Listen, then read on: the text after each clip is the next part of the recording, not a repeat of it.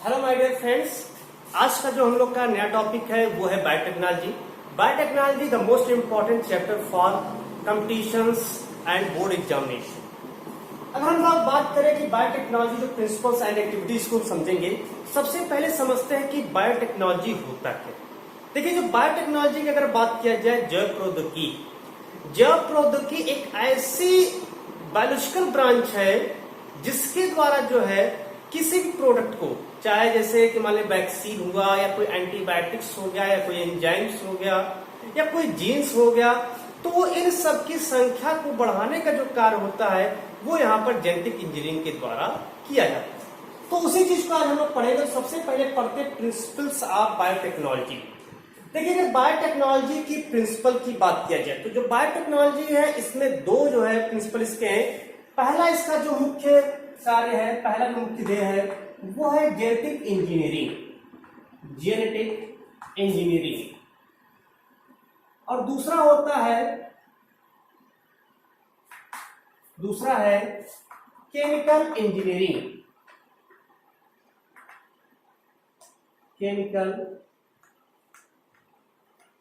Engineering. बात करते सबसे पहले जेनेटिक इंजीनियरिंग की, यानी हम लोग का मेन हेडिंग है जेनेटिक इंजीनियरिंग। देखिए, जेनेटिक इंजीनियरिंग की अगर बात किया जाए, इसको हम लोग आनुवांशिक अभियांत्रिकी के नाम से जानते हैं हिंदी में। जेनेटिक इंजीनियरिंग अर्थात यहां शब्द में स्पष्ट इंजीनियरिंग का कार्य करना है। इंजीनियरिंग का मेन फंक्शन होता है, मेन कार्य की अगर हम बात करें तो इसका कार्य होता है कि किसी भी संरचना में हेर फेर करना, या चाहे वो नए ढांचे का निर्माण करने की प्रक्रिया हो या किसी प्रकार की संरचना वहां पर बनाने की प्रक्रिया हो या उस संरचना में हेर फेर करना हो, वहां पर हमें इंजीनियरिंग की आवश्यकता होती है। तो नाम से स्पष्ट जेनेटिक यानी आनुवांशिक, यानी हमारे जीन में जो है हेरा फेरी करना, जीन में हेरा फेरी कर उसके आनुवांशिक लक्षणों को परिवर्तित करना जेनेटिक इंजीनियरिंग कहलाता है। जेनेटिक इंजीनियरिंग की जो प्रक्रिया अब इसमें ये आवश्यक है, सबसे पहले हमें एक वांछित डीएनए चाहिए, जिस डीएनए में या जिस डीएनए के जीन्स में हेरा फेरी किया जाए। तो सबसे पहले आवश्यकता होती है कि वो एक वांछित डीएनए हो। उस वांछित डीएनए के जीन्स में जो विशिष्ट लक्षण, उस विशिष्ट लक्षण को किसी वेक्टर या कैरियर डीएनए के साथ जोड़ देना। तो यहाँ पर कैसे जो है उस वेक्टर या कैरियर को में ले जाकर के जोड़ेंगे, उस प्रोसेस को पहले देख लेते हैं कि जेनेटिक इंजीनियरिंग, अगर हमें जेनेटिक इंजीनियरिंग करना है तो निश्चित रूप से कोई ना कोई वहां पर टूल्स चाहिए। सबसे पहले अगर हमें जेनेटिक इंजीनियरिंग करना है, काटना छाटना है, हेरा फेरी करना है, तो सबसे पहले ऐसा कोई पदार्थ चाहिए जो पदार्थ उस डीएनए को काट सके। तो जो पदार्थ उस डीएनए को काटने वाला होता है उसको हम लोग नाम दिए एंडोन्यूक्लिएज। हालांकि एक एक्सोन्यूक्लिएज भी होता है, वो भी हम बाद में समझेंगे, पहले एंडोन्यूक्लिएज। तो वो चूंकि उसके जो डीएनए होता है, जैसे मान लीजिए डीएनए है, ये डीएनए है, डबल स्ट्रैंड होता है। इस डीएनए के खंडों को काटना, अब डीएनए के खंडों को अगर हमें काटना है तो ऐसे नहीं कि चाहे जहां से काट देंगे, तो इसके कुछ स्पेसिफिक साइट होते हैं। उसी स्पेसिफिक साइट से जो भी पदार्थ है या एंजाइम है उसके द्वारा उसको काटा जाता है, और उस एंजाइम का नाम है रिस्ट्रिक्शन एंडोन्यूक्लिएज।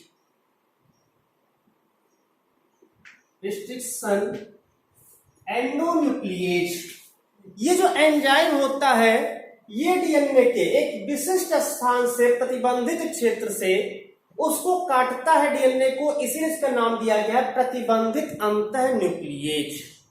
इसकी खोज की अगर हम लोग बात करें कि इसकी खोज किसने किया, डिस्कवरी किसने किया, तो इसकी खोज की अगर हम लोग बात करें तो इसकी खोज जो है नेथन्स एंड स्मिथ ने किया।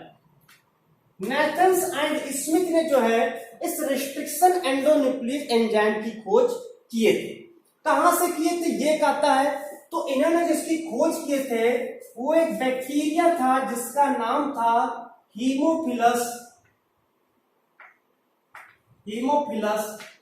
इन्फ्लुएंजी। हीमोफिलस इन्फ्लुएंजी नामक एक बैक्टीरिया, क्या है ये बैक्टीरिया,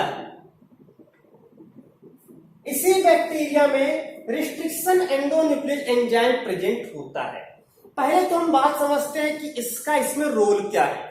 रिस्ट्रिक्शन एंडोन्यूक्लियस एंजाइम का बैक्टीरिया में आखिर रोल क्या होता है। तो इसमें इसका जो रोल होता है ये बैक्टीरिया के डीएनए में पाया जाता है। इसका जो मेन रोल होता है हीमोफिलस इन्फ्लुएंजी नामक बैक्टीरिया, इसमें रिस्ट्रिक्शन एंडोन्यूक्लियस एंजाइम जो पाया जा रहा है, इसका जो मेन रोल होता है कि जब कोई बैक्टीरियोफेज वायरस, जब कोई जैसे मान लेते हैं बैक्टीरिया है और इस बैक्टीरिया में कोई बैक्टीरियोफेज वायरस अपने जीनोम को इंटर करा देता है। बैक्टीरिया में जब कोई बैक्टीरियोफेज वायरस अपने जीनोम को इंटर कराता है तो ये बैक्टीरिया में उपस्थित जो रिस्ट्रिक्शन एंडोन्यूक्लियस एंजाइम होते हैं इसको छोटे छोटे खंडों में काट देते हैं और इस तरह से वो निष्क्रिय हो जाता है और इस तरह से बैक्टीरिया जो है वायरस से अपने आप को सुरक्षित रखता है। इसी लक्षणों के आधार पर सबसे पहले नाथन्स एंड स्मिथ ने हीमोफिलस इन्फ्लुएंजी नामक बैक्टीरिया से रिस्ट्रिक्शन एंडोन्यूक्लियस एंजाइम को जो है पृथक किया। ये करता क्या था, यह जो है डीएनए उस डीएनए के पैलिंड्रोम साइट से, जो डीएनए उस डीएनए के पैलिंड्रोम जो साइट होता है उस पैलिंड्रोम साइट से डीएनए को काट देता है।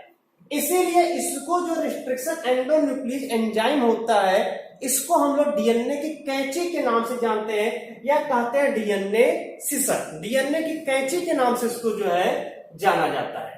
तो ये यहाँ पर डीएनए के खंडों को छोटे छोटे टुकड़ों में, जैसे जहां पर पैलिंड्रोम होगा वहां से काट देगा। पैलिंड्रोम जो होता है कोई इसका निश्चित नहीं, सभी जीनों में अलग अलग स्थान पर पाया जाता है, अलग अलग डीएनए के सेगमेंट पर पाया जाता है, तो वह जो है रिस्ट्रिक्शन एंडोन्यूक्लियस एंजाइम उसको जाकर के काट देता है।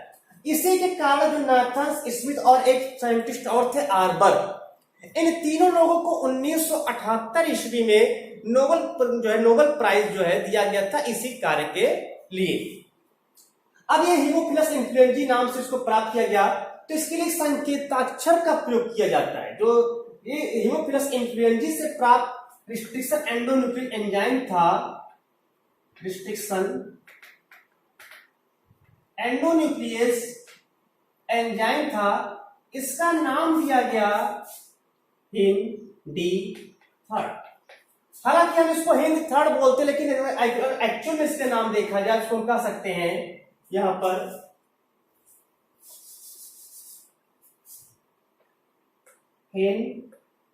हीमोफिलस इन्फ्लुएंजी डी स्ट्रेन का है और थर्ड इसको नाम दिया गया, तो इसको हिंड-डी-थर्ड के नाम से जो है जानते हैं। तो सबसे पहले अगर पूछा था क्वेश्चन कि सबसे पहला खोजा जाने वाला रिस्ट्रिक्शन एंडोन्यूक्लियस एंजाइम, तो वो है हिंड-डी-थर्ड होता है और इसकी खोज जो है नाथन्स एंड स्मिथ ने किए थे। और ये जो होता है यह डीएनए के विशिष्ट खंडों पैलिंड्रोम्स उसको काट देता है। कैसे काट, सबसे पहले जानेंगे कि पैलिंड्रोम साइट होता क्या है। पैलिंड्रोम जो होता है इसको हिंदी में हम लोग कहते हैं विलोमा पद। पैलिंड्रोम को हिंदी में कहा जाता है विलोमा पद। इसमें क्या होता है, आगे तथा पीछे का समाक्षर लगभग समान, विरोधी जो होते हैं समान होते हैं। जैसे मान लेते एग्जाम्पल कि ये एक 3x5 इंड है, ये 5x3 इंड है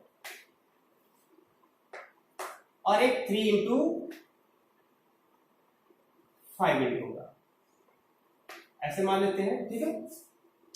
अब यहां पर क्या है कि सबसे पहले जैसे GAATTC,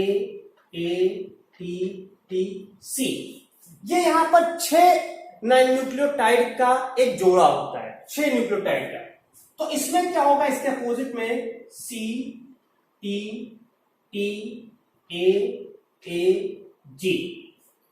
तो ये क्या करता है, ये आकर के इधर से इसको काटता है और इधर से इसको काट देता है, ठीक है। तो इस तरह से यहां पर जो है अगला जिसका सीक्वेंस बन करके आ जाएगा वो आएगा AATTC। फिर ऐसे आगे भी मान पेपर है G A A T T C। तो इसमें क्या करता है, ये यहां से काट देता है, तो ये यहां से अलग हो गया एक सीक्वेंस, ठीक है। इसके आगे यहां पर जो है देखेंगे क्या था, C C T T A A G। यहां पर जो है C T T A A G ये यहां पर होता है। तो इसका जो सीक्वेंस यहां पर अगर हम देखेंगे तो इसके सीक्वेंस को ये यहां से काट देता है, यहां से ये अलग हो गया, ये क्या नाम है, यहां से G को हटाया है, यहां से इस चीज को पूरी तरह से हटा देगा।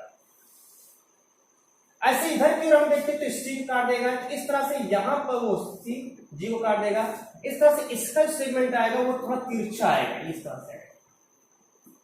तो इस तरह से यहां पर एक दूसरे के सामने से नहीं काटते हैं, बल्कि यहां पर जो है थोड़ा सा ये एक दूसरे को ऊपर नीचे होते हैं। तो इस तरह जो काटा रहता है उसको ये काटने का काम करता है पैलिंड्रोम। ये पैलिंड्रोम साइट है, वहां से रिस्ट्रिक्शन एंडोन्यूक्लिक एंजाइम इसको काट देता है और इस तरह से डीएनए को छोटे छोटे खंडों में तोड़ दिया जाता है।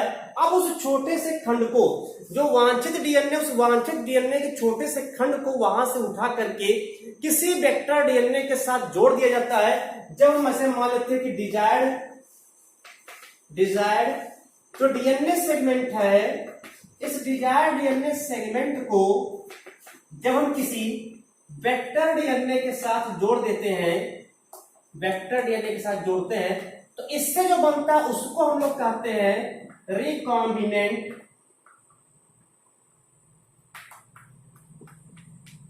डीएनए। तो इसको नाम दिया जाएगा रिकॉम्बिनेंट डीएनए, पुनर्योगस डीएनए। तो पुनर्योगस डीएनए क्या है, जिसमें एक डीएनए सेगमेंट जो वांछित desired DNA segments and plus vector DNA molecules present होता है और इन दोनों के कॉम्बिनेशन को हम लोग कहते हैं रिकॉम्बिनेंट डीएनए।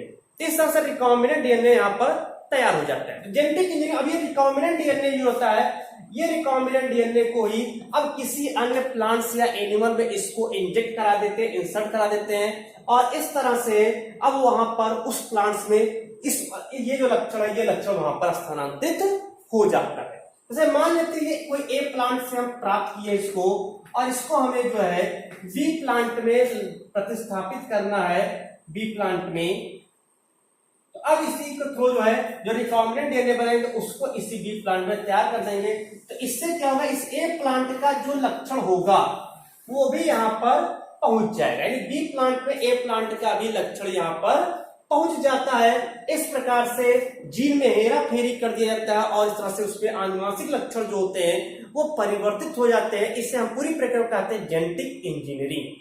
ये तो पूरा था जेनेटिक इंजीनियरिंग। दूसरा है केमिकल इंजीनियरिंग, दूसरा है केमिकल इंजीनियरिंग। केमिकल इंजीनियरिंग की बात करें तो इसका मतलब होता है इसमें इसी रिकॉम्बिनेंट डीएनए टेक्नोलॉजी के द्वारा, किसके द्वारा, जो रिकॉम्बिनेंट डीएनए टेक्नोलॉजी है, रिकॉम्बिनेंट डीएनए टेक्नोलॉजी, इसी रिकॉम्बिनेंट डीएनए टेक्नोलॉजी के द्वारा विभिन्न प्रकार के केमिकल जैसे वैक्सीन हो गया, एंटीबायोटिक्स हो गया, एंजाइम्स हो गया, इन सब का प्रोडक्शन किया जाता है और इसके लिए जो माइक्रोब्स होते हैं उस माइक्रोब्स की संख्या में वृद्धि कराई जाती है और इस तरह से जो है डिफरेंट टाइप के एंजाइम्स हो गए या फिर एंटीबायोटिक्स हो गया या फिर जो है वैक्सीन हो गए, उसका निर्माण जो किया जाता है उसको करते हैं केमिकल इंजीनियरिंग के नाम से उसको जानते हैं। हालांकि जो केमिकल इंजीनियरिंग है ये भी एक प्रक्रिया होती है, जेनेटिक इंजीनियरिंग की एक प्रोसेस होती है। तो ये यहाँ पर जेनेटिक इंजीनियरिंग के प्रिंसिपल्स थे। अब बात करते हैं यहाँ पर टूल्स ऑफ जेनेटिक इंजीनियरिंग के। टूल्स ऑफ जेनेटिक इंजीनियरिंग को यहाँ पर देखते हैं कि जेनेटिक इंजीनियरिंग में कौन कौन से टूल्स जो है आवश्यक होते हैं। तो जेनेटिक इंजीनियरिंग के टूल्स को देख लेते हैं। हेडिंग है टूल्स ऑफ जेनेटिक इंजीनियरिंग।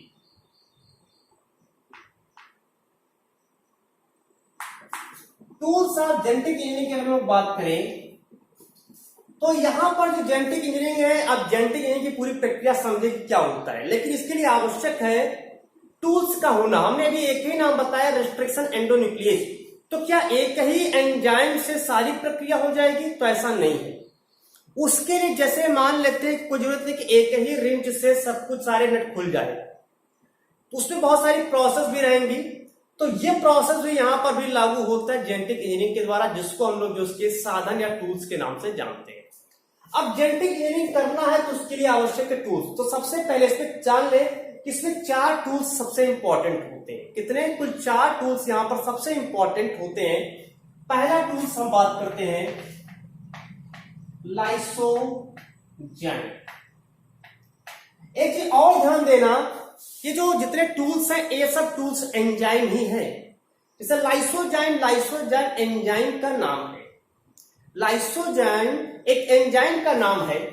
ये लाइसोजाइम करता है क्या? सबसे पहले जैसे मान लेते हैं हमें किसी बैक्टीरिया से डीएनए को निकालना है। अब उस बैक्टीरिया से डीएनए को निकालना है, ये बैक्टीरिया है, चाहे उसके डीएनए को निकालना चाहे उसके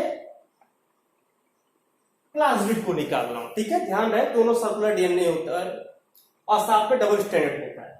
तो सबसे पहले आवश्यक है, क्योंकि यहां पर क्या है, इसके ऊपर एक सेल वॉल भी पाया जा रहा है, इसकी कोशिका भित्ति भी पाई जाएगी। अब सबसे पहले आवश्यक होता है कि इस कोशिका भित्ति को गलाया जाए, तब जाकर के डीएनए प्राप्त होगा। ऐसा तो है नहीं कि डीएनए को निकाल लेंगे बिना कोशिका भित्ति को गलाए। तो लाइसोजाइम एंजाइम क्या करता है? ये लाइटिक एंजाइम के रूप में काम करता है। और ये जो लाइटिक एंजाइम होता है ये क्या कर देता है कि जो सेल वॉल होता है उस सेल वॉल को जो है नष्ट कर देता है। यानी ये क्या करता है? Lysis of cell wall, lysis of bacterial cell wall. अब ये आवश्यक नहीं है कि केवल बैक्टीरिया के सेल वॉल को विघटित करे, प्लांट के भी सेल वॉल को विघटित कर सकता है। तो लाइसोजाइम एंजाइम क्या करता है? सेल वॉल को विघटित कर दिया। अब इस सेल वॉल विघटित हो गया तो अपने आप ही डीएनए को यहां पर प्राप्त कर लेते हैं। लेकिन ऐसे नहीं प्राप्त करेंगे अभी भी। जब इसको लाइसिस कर देते, लाइसिस मतलब स्प्लिटिंग या इसको विघटित करना, तब इसके बाद यहां पर जो है यहां पर सेंट्रीफ्यूगेशन की प्रक्रिया करते हैं। सेंट्रीफ्यूगेशन की प्रक्रिया होती है और उसके थ्रू जो है तो डीएनए होता है, उस डीएनए को यहां पर प्राप्त कर लेते हैं। तो इस तरह से डीएनए को यहां से प्राप्त कर लिया गया। पहला काम, पहला टूल्स का काम क्या है? जो वांछित डीएनए उस वांछित डीएनए को प्राप्त करा दिया, वो बैक्टीरिया का हो या एनिमल का हो या प्लांट्स का, उससे मतलब नहीं है। दूसरा स्टेज आता है अब यहां पर रेस्ट्रिक्शन एंडोन्यूक्लियेज,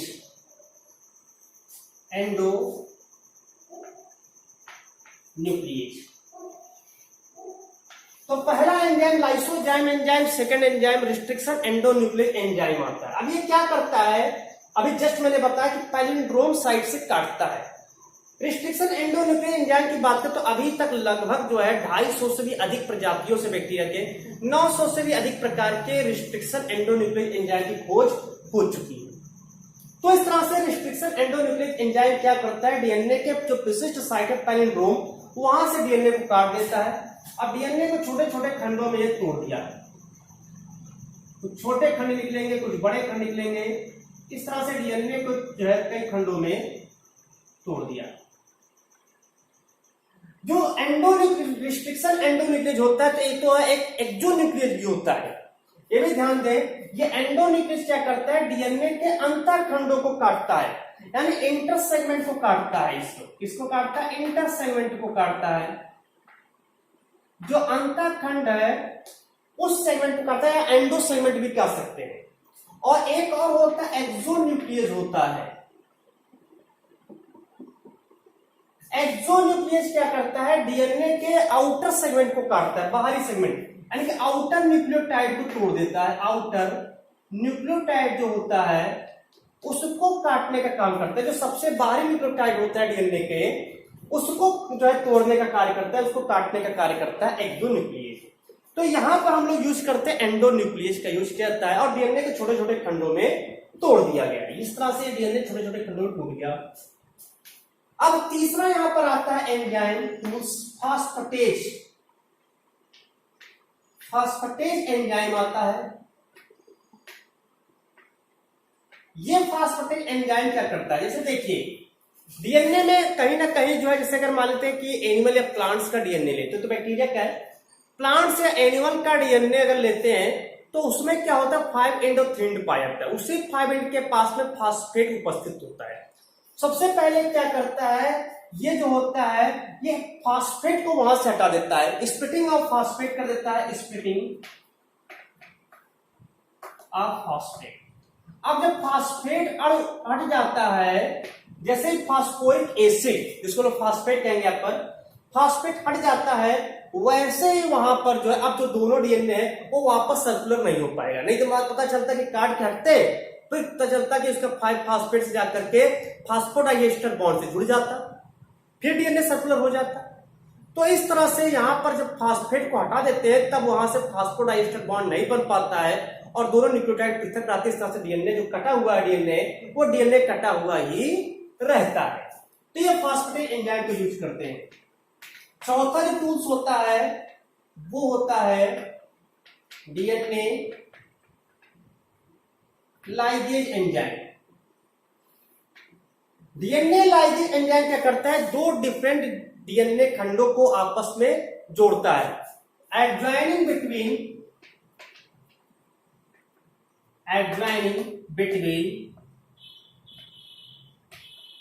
टू डीएनए सेगमेंट।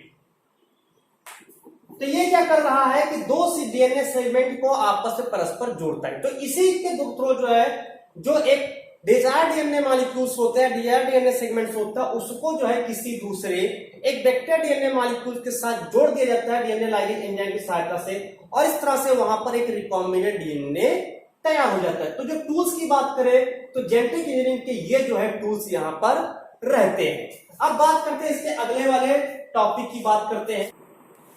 तो नेक्स्ट टॉपिक हम लोग का प्रोसेस ऑफ बायोटेक्नोलॉजी या रिकॉम्बिनेंट डीएनए टेक्नोलॉजी। देखिए जो रिकॉम्बिनेंट डीएनए टेक्नोलॉजी होता है ये प्रोसेस काफी जटिल होती है।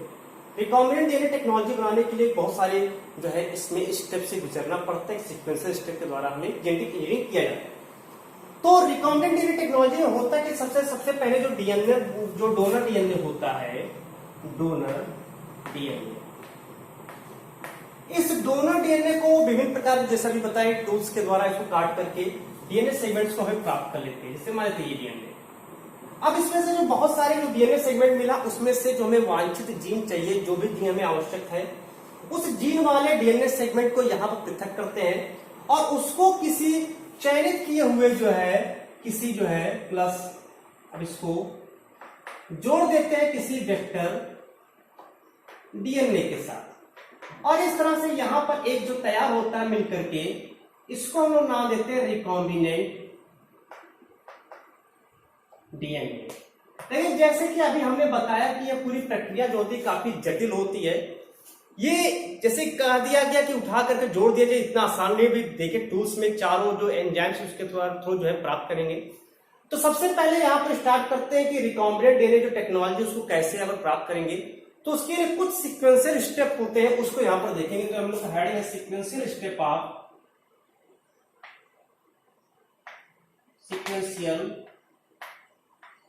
Steps of genetic engineering.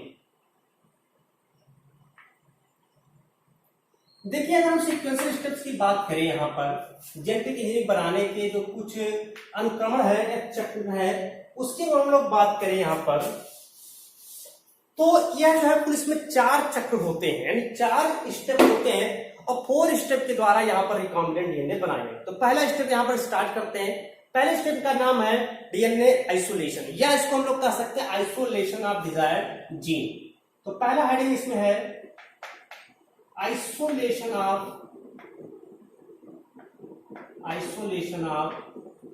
Desired gene. तो सबसे पहले क्या करेंगे, जो वांछित जीन है जो वांछित जीन है उस जीन को प्राप्त करेंगे। अभी जो वांछित जीन है ये भी कई स्टेप के थ्रू जो है हमें प्राप्त होगा, ऐसे नहीं कि जो है बस उसको उठाया उसको प्राप्त कर लेंगे, ये भी डिफरेंट टाइप के स्टेप इसमें यूज होंगे। तो सबसे पहले इसमें क्या करेंगे, पहला स्टेप इसका है, first step isolation of DNA, isolation of DNA. इसमें क्या करेंगे, जैसे अभी हमने जस्ट बताया लाइसोजाइम एंजाइम का यूज करेंगे, with the help of lysozyme enzyme, with the help of lysozyme enzyme and remove the cell wall and find the desired DNA. तो सबसे पहले क्या करेंगे, लाइसोजाइम एंजाइम की सहायता से जो डीएनए, उस डीएनए को सबसे पहले हम यहां पर प्राप्त कर लेंगे। समझिए, मान लीजिए यहां पर डीएनए जो है प्राप्त, डीएनए ऐसे भी हो सकता है या फिर अगर हम ऐसे बना दें इस तरह से भी, ठीक है, ये इसे बैक्टीरियल डीएनए या फिर जो है किसी प्लांट या एनिमल का डीएनए, उसको निकाल लेते हैं। अब इसके बाद आइसोलेशन, डीएनए का आइसोलेशन हो जाता है तो आवश्यक होती है उस डीएनए सेगमेंट को काटना। तो दूसरा स्टेप इसमें आ जाता है क्लीविंग ऑफ डीएनए सेगमेंट। अब दूसरे इसमें क्या करेंगे, यहां पर with the help of restriction endonuclease. अब यहां पर रिस्ट्रिक्शन एंडोन्यूक्लियेज एंजाइम की सहायता से, जिसको हम लोग डीएनए की कैंची भी कहते हैं, इसकी सहायता से इस डीएनए या इस डीएनए को यहां पर छोटे छोटे खंडों में काट लिया जाएगा। तो इस तरह से यहां पर जो है जो डीएनए, उस डीएनए के कई खंड यहां पर टूट करके आ जाएंगे, कुछ छोटे होंगे कुछ बड़े होंगे, अलग अलग साइज के यहाँ पर डीएनए प्राप्त हो जाएंगे। यहाँ पर डीएनए सेगमेंट यहाँ पर बहुत सारे बन जाएंगे, उसके जितने पैलिंड्रोम साइट होगा उस पैलिंड्रोम साइट से, यानी क्या करेंगे, with the help of restriction endonuclease enzyme, और इसके पैलिंड्रोम साइट से, तो पैलिंड्रोम साइट से रिस्ट्रिक्शन एंडोन्यूक्लियस एंजाइम की सहायता से डीएनए को छोटे छोटे खंडों में काट लेते हैं। तो इस पूरी प्रक्रिया को कहते हैं क्लीविंग या क्लीवेज ऑफ डीएनए सेगमेंट, यानी यहां पर हम क्लीविंग ऑफ डीएनए सेगमेंट्स के नाम से इसको जो है जानते हैं। अब आते हैं तीसरा स्टेप जिसका होता है आइसोलेशन ऑफ डीएनए फ्रेगमेंट। अब इस डीएनए के जो फ्रेगमेंट है, जो खंड है, उस डीएनए फ्रेगमेंट को यहां से आइसोलेट करेंगे, यानी जैसे इसमें अब कौन सा जीन है ये तो आवश्यक नहीं, पता नहीं कि कौन सा इसमें से जीन है, वांछित जीन है, क्योंकि बहुत सारे डीएनए सेगमेंट कटेंगे। तो उसमें से वांछित डीएनए को पृथक करने के सबसे पहले क्या करेंगे, इसको एक अरेंज कर लेंगे छोटे से बड़े क्रम में। तो इसको क्या करेंगे, एक मैट्रिक्स ले लेंगे,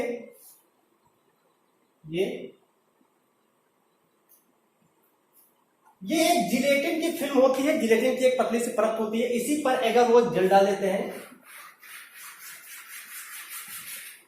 एगारोज जेल, इसको कहते हैं मैट्रिक्स। अब ये एगारोज जेल जो है, ये एगारोज जेल जो होता है, ध्यान रहे कि एगारोज जेल समुद्री शैवालों से प्राप्त होता है, ठीक है। तो एगारोज जेल जो होता है वो समुद्री शैवालों से प्राप्त होता है, जिसमें जेलेडियम और ग्रेसिलेरिया, ये दो शैवाल है, इन दोनों शैवाल से एगारोज जेल प्राप्त होता है। और इसके अलावा इसको जो है एक जो है विद्युत करंट के द्वारा जोड़ देते हैं। अब चूंकि जो मैट्रिक्स होता है इसमें एनोड, चूंकि इसको विद्युत धारा के साथ जोड़े हैं तो इसमें एनोड भी पाया जाएगा। तो इसमें क्या होगा कि जो एनोड होगा उसकी तरफ डीएनए जो सेगमेंट बड़ी तेजी से भागेंगे। तो इस तरह से जो बड़ा वाला सेगमेंट होता है वो धीरे धीरे, लेकिन छोटा वाला सेगमेंट बड़ी तेजी से जाएगा। इस तरह से ये एक सीक्वेंस से व्यवस्थित हो जाएगा। बड़े वाले सेगमेंट जो होते हैं वो ऊपर इस क्रम में यहां पर जो है व्यवस्थित होना शुरू हो जाएंगे, उससे छोटा फिर उससे छोटा। इस तरह से यहां पर इसको जो है एक सीक्वेंस में हो जाता है। कभी कभी क्वेश्चन पूछा गया है कि जो डीएनए सेगमेंट है, जो यहाँ पर आइसोलेशन डीएनए फ्रेगमेंट्स है, इसको हम लोग जेल इलेक्ट्रोफोरेसिस के नाम से भी जानते हैं, ध्यान रहे, इसको जो है जेल इलेक्ट्रोफोरेसिस के नाम से भी जानते हैं। क्योंकि जेल क्या है, एगारोज जेल है, इलेक्ट्रोफोरेसिस में इलेक्ट्रिक करंट दिया गया है, जिसके कारण इसमें एनोड की तरफ जो है जो डीएनए होता है वो भागता है। क्यों भागता है इसकी भी जब बात जान ले। डीएनए में पाया जाता है फास्फेट समूह होने के कारण ये एनोड की तरफ भागते हैं। इसको जो है अगर इसको देखना चाहते हैं तो इसको जो है एथिडियम ब्रोमाइड स्टेनिंग के द्वारा इसको देख सकते हैं। इसको जो है जो इसके सीक्वेंस है उस सीक्वेंस को एथिडियम ब्रोमाइड स्टेनिंग टेक्निक के द्वारा देख सकते हैं। ये क्वेश्चन बड़ा इंपॉर्टेंट था, ध्यान है। एथिडियम ब्रोमाइड स्टेनिंग के द्वारा इसको जो है इस डीएनए सीक्वेंस को यहां पर देख सकते हैं। इस तरह से अब यहां पर डीएनए सेगमेंट जो है अलग अलग सीक्वेंस में हो गया। अब उसमें से हम वांछित डीएनए को पृथक कर लेंगे। चौथा स्टेप आया गया इसमें जो है formation of DNA RNA hybrid. अब यहां पर क्या होगा कि डीएनए आरएनए हाइब्रिड तैयार करेंगे। तो सबसे पहले क्या करेंगे, अब इस दोनों डीएनए को जो सूत्र जो उसमें से वांछित उसको पृथक करके दोनों डीएनए सेगमेंट्स को यहां पर अलग कर देंगे। अब यहां पर दोनों डीएनए सेगमेंट जो डबल स्ट्रैंडेड था अब वो सिंगल स्ट्रैंडेड डीएनए में कन्वर्ट हो गया। अब ये अलग सिंगल स्ट्रैंडेड डीएनए हो गया, ये अलग सिंगल स्ट्रैंडेड डीएनए हो गया। अब इसमें ट्रांसक्रिप्शन की प्रक्रिया के द्वारा जब डीएनए का ट्रांसक्रिप्शन होता है तो इस ट्रांसक्रिप्शन की प्रक्रिया के द्वारा एमआरएनए का निर्माण होता है। उस एमआरएनए, चूंकि वो भी एमआरएनए सिंगल स्ट्रैंडेड होता है, उस एमआरएनए को ला करके डीएनए के साथ जोड़ दिया जाता है। अब दोनों में से जिसके पास वो जीन होगा वो एमआरएनए स्ट्रैंड जाकर के उसके साथ जुड़ जाएगा। तो जिसे मान लेते ही है ये अलग खंड बन गया और एक ये अलग खंड बन गया। अब इसके साथ जाकर के यहां पर जो है एक डीएनए है, डीएनए सिंगल स्ट्रैंडेड, और ये एमआरएनए है। ये दोनों जाकर के आपस में जो है जुड़ जाएंगे। इस तरह से डीएनए आरएनए हाइब्रिड बनकर के तैयार हो जाता है। इस पूरी प्रक्रिया को यहां पर कहते हैं, इसको हम लोग डीएनए आरएनए हाइब्रिड, या इसको कह सकते हैं यहां पर जो है हाइब्रिडाइजेशन के नाम से इसको जो है जानते हैं। तो इसको हम लोग हाइब्रिडाइजेशन शब्द इसके लिए भी यूज कर सकते हैं कि यहां पर डीएनए आरएनए हाइब्रिड बन रहा है, इसलिए इसको हम जो यहां पर जो है हाइब्रिडाइजेशन मेथड भी कहते हैं, क्योंकि हाइब्रिडाइजेशन के थ्रू बना है। तो इस मेथड को अपना दिया गया है हाइब्रिडाइजेशन मेथड। इसको कहा जाता है हाइब्रिडाइजेशन मेथड। इस मेथड के द्वारा जो ट्रांसक्रिप्शन में बनने वाला एमआरएनए होता है वो सिंगल स्ट्रैंड होता है, वो जा करके उस डीएनए जो सिंगल स्ट्रैंड डीएनए है उससे जाकर के जुड़ करके एक डीएनए आरएनए हाइब्रिड तैयार करता है। और चूंकि इस पूरी प्रक्रिया को हम लोग कहते हैं, चूंकि हाइब्रिड बन रहा है इसलिए हाइब्रिडाइजेशन मेथड के नाम से इसको जो है जानते हैं। अब इसमें से इस डीएनए आरएनए को पूरा पृथक कर लेते हैं, क्योंकि अब हमें मिल गया वांछित डीएनए, जिस डीएनए की आवश्यकता थी वो डीएनए हमें मिल गया है। तो अब पांचवा स्टेप यहां पर जाएंगे, तो हेडिंग है उसका synthesis of double stranded DNA. ये पहला isolation of previous isolation of DNA, formation of, और ये synthesis of double stranded DNA. अब पुनः इस डीएनए और एमआरएनए को यहां से पृथक कर लेते हैं, और जो डीएनए यहां पर हुआ है, प्राप्त हुआ है, अब इस डीएनए पर यहां पर एक एंजाइम का यूज करें, इसका नाम है polymerase enzyme. DNA polymerase enzyme की सहायता से, with the help of DNA polymerase enzyme, यहाँ जो सिंगल स्ट्रैंडेड डीएनए है इसी के कॉम्प्लीमेंट्री सेगमेंट, अनुपूरक खंड, इसी के टेम्पलेट सेगमेंट पर एक कॉम्प्लीमेंट्री डीएनए का निर्माण कर दिया था। इस तरह से यहाँ पर जो है ये डबल स्ट्रैंडेड डीएनए बन करके तैयार हो जाता है। तो इस तरह से जो हम डीएनए जो भी हम यहाँ पर जो है प्राप्त करना चाह रहे थे वांछित डीएनए या वांछित जीन, अब वो जीन इस डीएनए के पास है। तो इस डीएनए जो छोटा सा खंड है, जो बहुत बड़ा डीएनए था, उसमें से उस छोटे से जो खंड है, उस छोटे से खंड को यहाँ पर जो है प्राप्त कर लिया गया। और इस तरह से अब इसमें वांछित जीन है, जो जीन की हमें आवश्यकता थी, और अब इस जीन को हम जो है इंसर्ट कराएंगे किसी दूसरे वेक्टर के साथ। तो ये पहला स्टेप था अभी सीक्वेंशियल स्टेप का, सीक्वेंशियल स्टेप था जेनेटिक यानी कि ये पहला प्रोसेस था आइसोलेशन ऑफ डिजायर्ड जीन। अब हम स्टार्ट करते हैं selection of vector DNA molecules. जैसे कि हम लोग पहले वाले पढ़ चुके हैं कि किस प्रकार से डिजायर्ड जीन को प्राप्त कर लिए। अब हमें आवश्यक है यहाँ पर रिकॉम्बिनेंट डीएनए बनाने के लिए किसी वेक्टर का, यानी किसी ऐसा एक चयन किया जाएगा जो कैरियर होगा इस डिजायर्ड जीन को, यानी जो वांछित जीन है, जो जीन हमें आवश्यक है उस जीन को ले जाने के लिए। तो यहाँ पर स्टार्ट कर सबसे पहले वेक्टर डीएनए मॉलिक्यूल्स का आप सिलेक्शन करते हैं। क्यों क्या करते हैं? क्योंकि जो यहाँ पर डोनर डीएनए होता है, जिसको हम लोग डोनर डीएनए भी कहते हैं, डिजायर्ड जीन, ये किसी डोनर डीएनए से लिया गया है। अब उसको किसी एक वेक्टर में जो है ले करके, वेक्टर के साथ जोड़ करके एक रिकॉम्बिनेंट डीएनए यहाँ पर तैयार करें। तो इसके लिए हम चयन किसका करते हैं? सबसे पहले हमें आवश्यक होता है कि हम ऐसे किसी डीएनए का चयन करें जो साइज में बहुत छोटा हो। एक ऐसे डीएनए का चयन करना है जो साइज में छोटा हो, पहली चीज। दूसरी चीज, उसमें कम से कम एक ऐसा पैलिंड्रोम साइट हो जो पैलिंड्रोम साइट डोनर डीएनए के में उपस्थित होगा, यानी एक ऐसा पैलिंड्रोम साइट उपस्थित होना चाहिए जो डोनर डीएनए में उपस्थित हो। तीसरा चीज यहाँ पर आवश्यक है कि वह जो है, वो जो यहाँ पर चयन किया जा रहा है जिस डीएनए का वेक्टर के रूप में, उसमें इंसर्शन करने की क्षमता हो, निवेशित करने की, यानी दूसरे डीएनए को समाकलित करने की वहां पर क्षमता होनी चाहिए। और चौथा इसका जो सबसे मेन पॉइंट होना चाहिए, वो किसी होस्ट सेल में यदि पहुंच जाए तो उस होस्ट सेल में पहुंच करके वहां पर जो है होस्ट सेल में पहुंच करके अपने आप को वहां पर सुरक्षित रखना, टिके रखना और साथ में द्विगुणन करते रहने की क्षमता उसके पास होनी चाहिए। तो ये यहाँ पर हम जिस वेक्टर का यहाँ पर चयन करेंगे उस वेक्टर में सारे गुण होने चाहिए।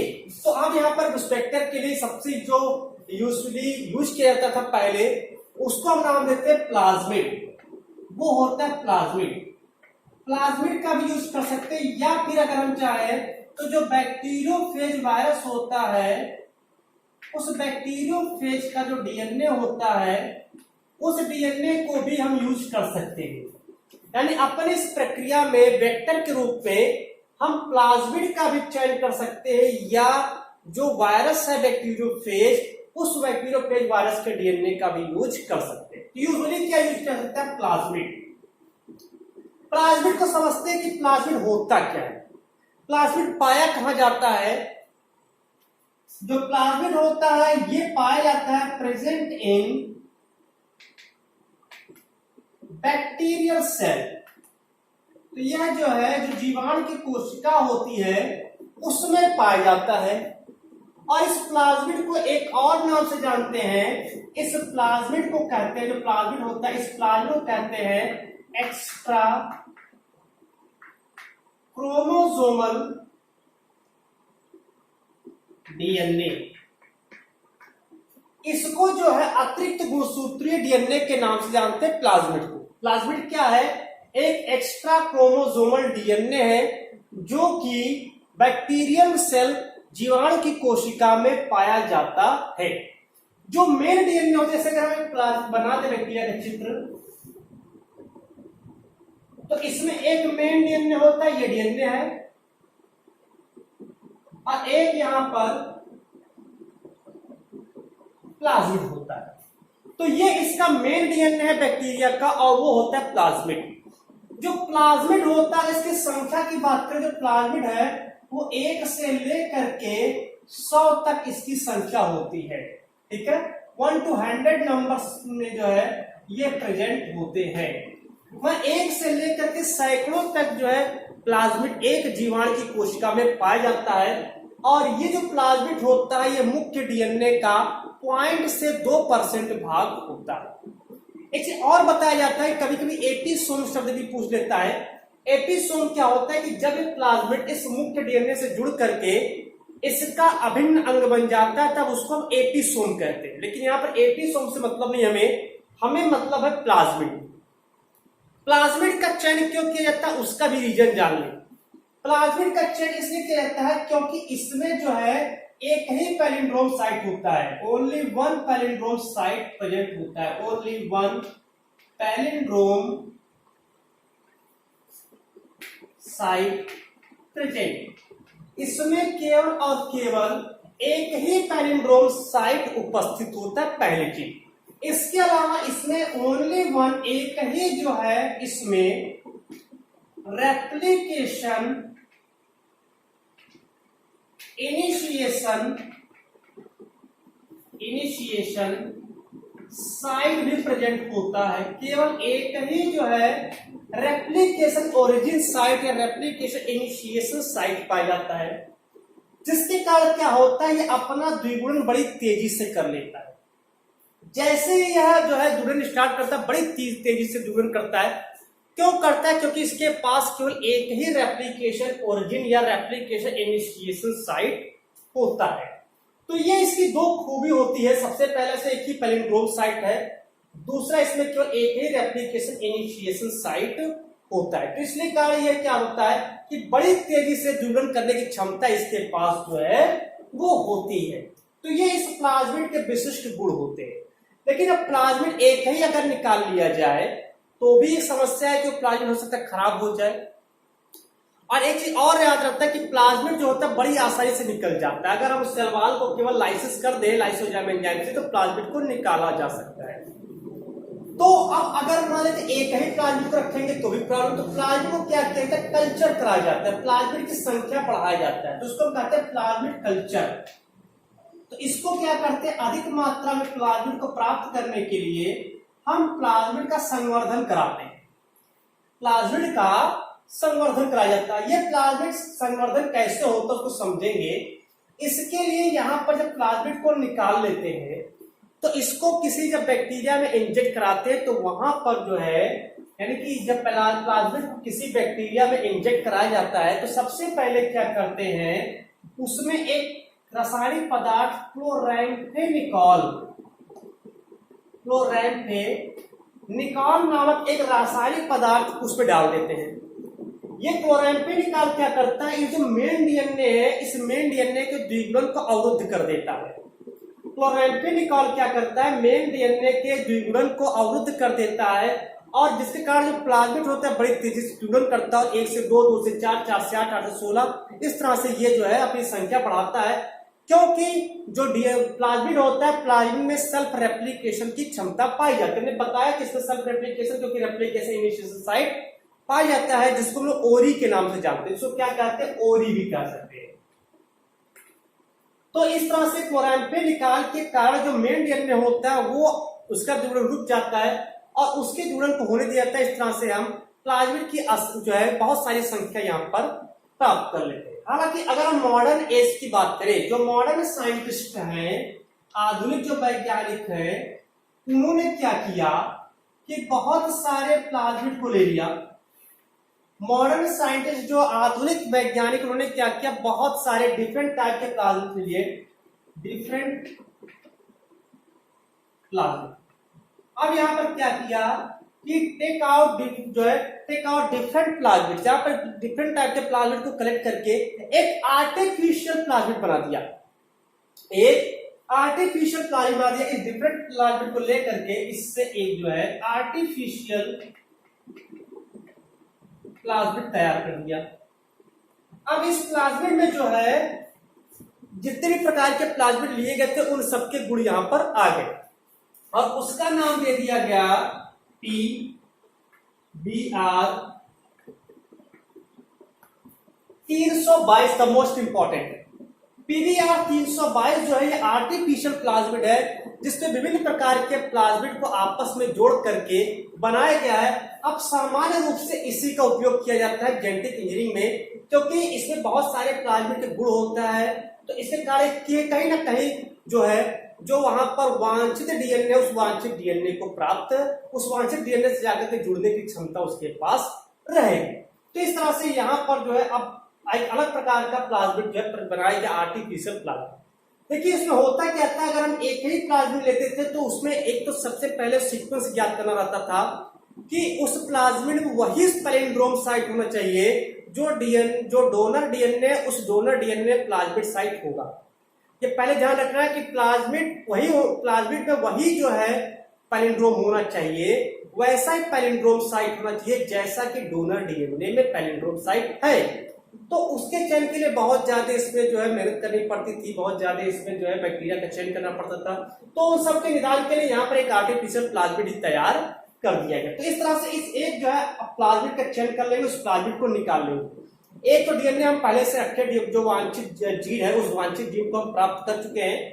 अब इसके बाद क्या करेंगे, हम एक प्लाज्मिड को भी यहाँ पर प्राप्त कर लिए, यानी एक वेक्टर का भी चयन यहाँ पर कर लेंगे। अब उन दोनों को आपस में जोड़ेंगे, यानी तीसरा हमारा जो है, तो तीसरा स्टेप पे आते हैं, इसका नाम है insertion of desired gene into vector DNA to produce recombinant DNA, या रिकॉम्बिनेंट डीएनए और जो है डीएनए मॉलिक्यूल्स का फॉर्मेशन करना। तो सबसे पहले समझते हैं कि हमें प्राप्त क्या हो गया, एक वांछित जीन भी प्राप्त हो गया, हमने क्या किया, एक वेक्टर डीएनए मॉलिक्यूल का चयन भी कर लिया।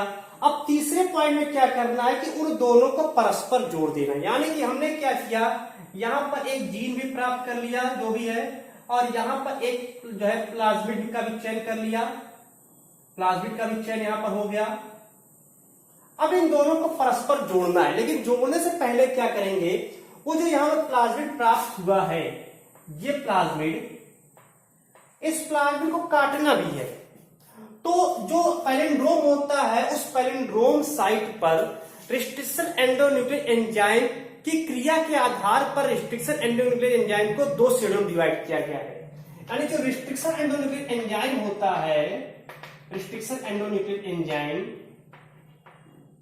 Nuclease enzyme, on the basis of palindrome site there are two types. On the basis of palindrome site there are two types. The first type 1 and second type second. तो इस तरह से type first and type second के नाम से जानते हैं। जो टाइप फर्स्ट होता है, टाइप फर्स्ट की बात किया जाए, जो टाइप फर्स्ट है ये क्या करता है, यहां पर इसे मान लेते हैं, हम बना देते हैं यहां पर एक सीक्वेंस, ठीक है, टाइप फर्स्ट के लिए ये यहां पर एक सीक्वेंस हम बना ले रहे हैं, G A T T C, ठीक है, ये बनाते हैं C T T A G। तो ये क्या करता है, एकदम से सपाट एंड से काटता है। मतलब कि अगर मान लेते हैं जैसे यहीं से कहीं काटना हो यहीं से, तो ये उसी एंड से या उसी एंड से काट देता है। जैसे यहां पर काट दिया तो G A T C, तो यहां पर C T A G। तो इस तरह से यहां पर क्या है, एक सपाट एंड से यहां पर जो है काटा जा रहा है। तो इसको हम लोग कहते हैं यहां पर ब्लंट एंड, इसको नाम दिया गया है ब्लंट एंड। तो ये जो टाइप फर्स्ट होता है, ये जो है उस डीएनए को जो है ब्लंट एंड से काटते हैं, सपाट छोर से जो है काटता है। तो इसका उपयोग जो है रिकॉम्बिनेंट डीएनए बनाने में नहीं किया जाता है। एक दूसरा होता है, टाइप फर्स्ट था, एक दूसरा होता है टाइप सेकेंड। टाइप सेकेंड क्या करता है, वही प्रोसेस समझेंगे कि जैसे G A T C C T A G।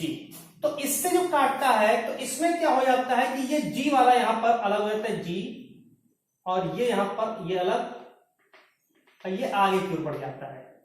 मतलब कि ये यहां पर जाएगा C T A। तो इस तरह से ये काटता है पहला चीज,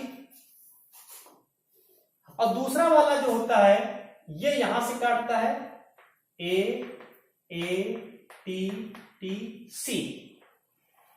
तो ये इसमें जो लंबा होता है, और उसके बाद यहां पर जो है होता है G।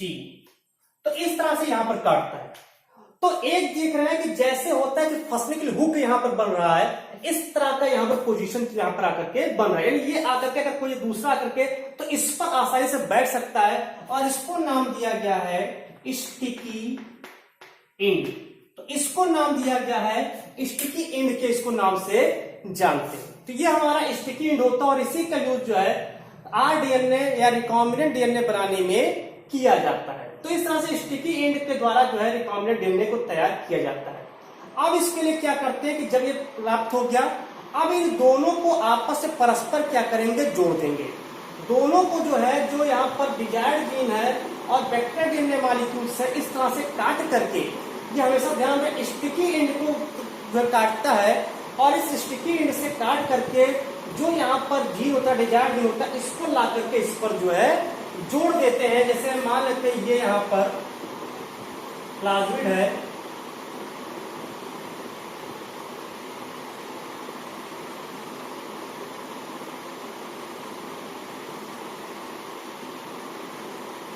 ये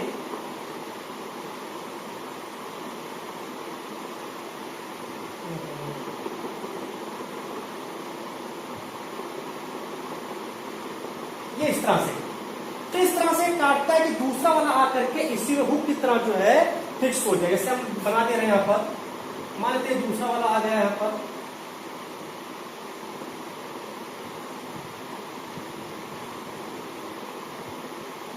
इस तरह से ये यहाँ पर जो है व्यवस्थित हो जाता है। इस प्रक्रिया को कहते हैं एनीलिंग। इस प्रक्रिया को कहा जाता है एनीलिंग। और इस तरह से अब जो प्राप्त हुआ है, इसमें ये मान लेते हैं डिजायर जीन है, डिजायर जीन, और ये होता है प्लाज्मिड। इस तरह से अभी जो दोनों मिल करके बन के तैयार हुए हैं, इसी को कहते हैं रिकॉम्बिनेंट डीएनए के नाम से इसको जो है जानते हैं। इस तरह से रिकॉम्बिनेंट डीएनए यहाँ पर जो है बन करके तैयार हो गया, और इसमें कहते हैं इंसर्शन हो गया डिजायर्ड जीन का, कहां पर, वेक्टर डीएनए में, और इस तरह से रिकॉम्बिनेंट डीएनए बन करके तैयार हो गया। अब चौथा स्टेप की अगर हम बात करें, चौथा स्टेप कहता है cloning of recombinant DNA. Cloning of recombinant DNA. अब इस क्या करेंगे, जो ये यहां पर रिकॉम्बिनेंट डीएनए प्राप्त हुआ है, अब इस रिकॉम्बिनेंट डीएनए को किसी होस्ट सेल में इंसर्ट कराएंगे। क्या कराएंगे, जो रिकॉम्बिनेंट डीएनए प्राप्त किया गया है, रिकॉम्बिनेंट डीएनए, इस रिकॉम्बिनेंट डीएनए को किसी होस्ट सेल में इंसर्ट कराएंगे। Insert in host cell. तो अब इसको जो है किसी होस्ट सेल में इंसर्ट कराएंगे।